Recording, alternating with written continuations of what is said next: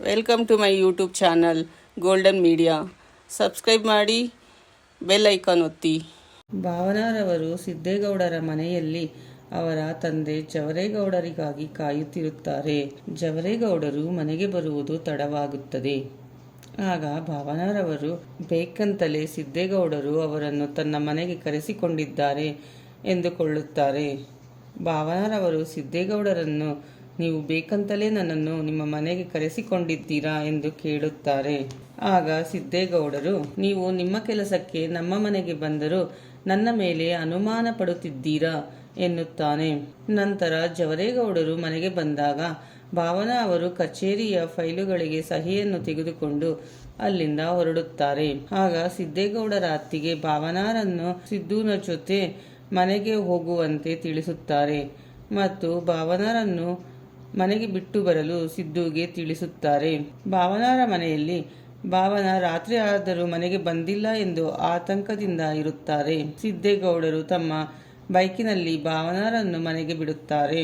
ಜಯಂತ್ರವರು ಜಾನುನ ಬೇಡ ಎಂದರೂ ಬಲವಂತವಾಗಿ ರಾತ್ರಿಯಲ್ಲಿ ಐಸ್ ಕ್ರೀಮ್ ಅಂಗಡಿಗೆ ಕರೆತರುತ್ತಾರೆ.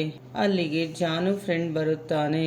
ಆಗ ಜಯಂತ್ ಜಾನುವಿನ ಬಗ್ಗೆ ವಿವರಗಳನ್ನು ಕಲೆ ಹಾಕುತ್ತಾರೆ.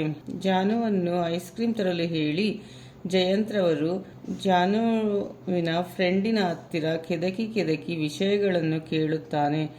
ಜಾನು ಕಾಲೇಜ್ ಫ್ರೆಂಡ್ಸ್ಗೆ ಅಡ್ಡ ಹೆಸರಿಟ್ಟಿರುವುದು ತಿಳಿಯುತ್ತದೆ. ಜಾನುಗೆ ಒಬ್ಬ ಬೆಸ್ಟ್ ಫ್ರೆಂಡ್ ಇದ್ದ. ಅವನನ್ನು ಗೂಬೆ ಎಂದು ಕರೆಯುತ್ತಿದ್ದಳು. ಯಾವಾಗಲೂ ಜೊತೆಯಲ್ಲಿಯೇ ಇರುತ್ತಿದ್ದರು ಎಂದು ತಿಳಿಯುತ್ತದೆ.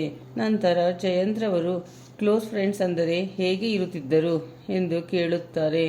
ಆಗ ಜಾನುವಿನ ಫ್ರೆಂಡ್ ಹೇಳುತ್ತಾನೆ, ಅವರು ಬೆಸ್ಟ್ ಫ್ರೆಂಡ್ಸ್ ಅಷ್ಟೇ, ಅವರ ಮಧ್ಯೆ ಏನೂ ಇಲ್ಲ ಎನ್ನುತ್ತಾನೆ. ಆದರೂ ಜಯಂತ್ರವರು ಬಿಡದೆ ಜಾನು ಫ್ರೆಂಡನ್ನು ಬಲವಂತವಾಗಿ ಇನ್ನೂ ವಿಷಯಗಳನ್ನು ಹೇಳು ಎನ್ನುತ್ತಾರೆ. ಆಗ ಜಾನುನ ಫ್ರೆಂಡ್, ಇದು ಯಾಕೋ ಸರಿ ಇಲ್ಲ, ಇವರಿಗೆ ಈ ವಿಷಯ ಹೇಳಿ ತಪ್ಪು ಮಾಡಿದೆ, ಜಾನುಗೆ ಇದರಿಂದ ತೊಂದರೆ ಆಗಬಾರದು ಎಂದು ಮನಸ್ಸಿನಲ್ಲಿಯೇ ಹೇಳಿಕೊಂಡು ಅಲ್ಲಿಂದ ಹೊರಡುತ್ತಾನೆ. ಜಯಂತ್ರವರು ಮನೆಗೆ ಬಂದು ಜಾನು ಹತ್ತಿರ ಕಾಲೇಜ್ ವಿಷಯಗಳನ್ನು ಕೆದಕಿ ಕೇಳುತ್ತಾನೆ. ತನಗೆ ಒಂದು ಅಡ್ಡ ಹೆಸರು ಇಡು ಎನ್ನುತ್ತಾನೆ.